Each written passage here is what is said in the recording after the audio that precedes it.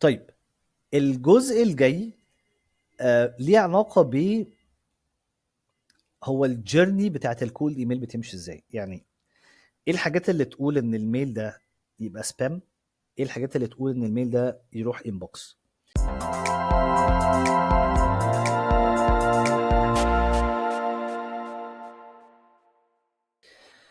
ده الجيرني بتاعت الايميل. الايميل المسج اللي انا ببعتها بتبتدي بليست معايا انا كسيلز جاي او ماركتنج جاي، ببعت الليست، ببعت لهم الايميلات بتاعتي.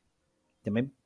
اما المسج بتوصل للشخص او بيحصل لها باونس. باونس يعني الايميل بيترد لي تاني، اللي هو بيقول لك ديليفري فيلير، الشخص ده ايميله غلط او وات ايفر. عشان كده مهم ان انا اعمل فيريفيكيشن للكونتاكتس. تمام. اللي متعلم باللون البينك ده دول نيجاتيف اتريبيوتس يزودوا probability ان الايميل يروح للسبام. حلو. طيب لو المسج نزلت في الانبوكس فتمام، ما نزلتش في الانبوكس بتنزل في سبام كاتيجوريز جانك اي حاجه تانية. البوزيتيف اتريبيوت المهم هو ان الايميل يتفتح. لو انا كاتب سبجكت لاين انترستنج او انترو لاين انترستنج الايميل هيتفتح. لو الايميل ما اتفتحش ده برضو نيجاتيف اتريبيوت. تمام. لو الشخص خد اكشن على الايميل بان هو يريبلاي، ده احسن اتريبيوت اي ايميل بروفايدر بيبقى مستني يشوفه من المسجز بتاعتك.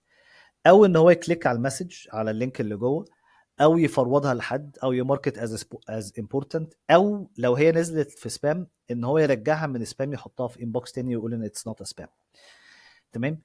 اي حاجه زي unsubscribe report as spam، الحاجات دي كلها لما بيزيد الفريكونسي بتاعتها الايميل بروفايدر بيعرف ان انت بتبعت سيلز ماركتنج مسج بتضايق الناس، وبيبتدي يقلل من المسجز اللي انت بتبعتها بعد كده. فمهم جدا وانا ببعت الايميلز ابقى مركز جدا ان الايميلات اللي انا ببعتها السبجكت لاين بتاعها يبقى انترستنج عشان الناس تفتح المسج، ان هي تبقى انجيجنج بشكل كافي ان يخلي الشخص اللي بيجي له المسج يرسبوند باك. لو انا الريبلاي ريت بتاعي 5% 3% 10 20%، صعب جدا ان الايميل بروفايدر يقول ان دي مسجز سبامينج، فبيبتدي يثق فيها ويزود من probability ان المسجز بتاعتك تعدي. تمام.